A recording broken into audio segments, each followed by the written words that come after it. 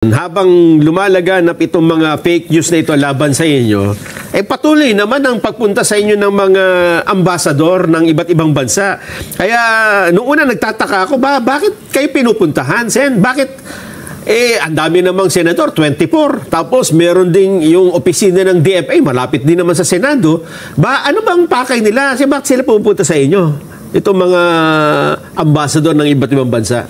Masasabi ko lang, Nelson, kung tinatanong mo yan, ay yung sinasabi nila sa akin.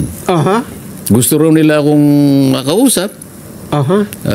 Dahil bago raw akong senador at para makakwentuhan tungkol sa bilateral relationship sa ating bansa at sa kanilang bansa. Kamukha yung pinakahuli na dumating ay yung ambassador ng Egypt. Okay. Nabanggit nga, yan nga. Siya po. Oo, nabanggit niya sa akin na kailangan pala ng bansa nila yung, gustong-gusto pala nila yung durian. Durian. Yung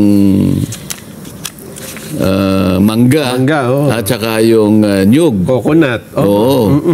At pinakiusap niya na sa pamamagitan ko ay ma-articulate nila yung mapabilis sana yung negotiation ng pag-iimporta ng mga high-value crops na kanilang binanggit. At nangako rin siya na kung magkakatulungan ng dalawang bansa natin, ay gusto niyang magdala rito ng mga investors. Mga investors, at saka yung meron pang isang grupo ng tao mga tutulong sa mga parang may mga technical na problema na pwede silang tumulong sa atin. At ang lalong mahalaga nga yung mga mamumuhunan magmula sa kanilang bansa.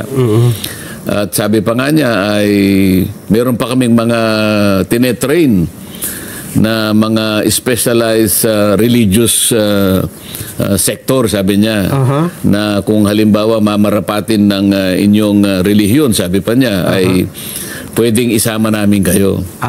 So, ang dami niyang ino-offer na makakapagpalakas ng people-to-people initiative. Ang ganda naman nung pagpunta nila, unang-una, para sa akin, ay karangalan naman na 5 months pa lang ako senator, halos napakarami na yung pumunta sa aking opisina. At maganda naman yung kanilang pakay. Kasi iniisip ko, Sen, parang yung sa inyo ba yung Committee ng Foreign Relations? Hindi naman, ba? Committee on Trade yung aking so may kaugnayan sa trade. Pero yung iba hindi naman trade. Minsan people to people, culture, mga ganyan. Yung kabuuan ng kamukha dito, tourism ang binanggit niya yung Egypt.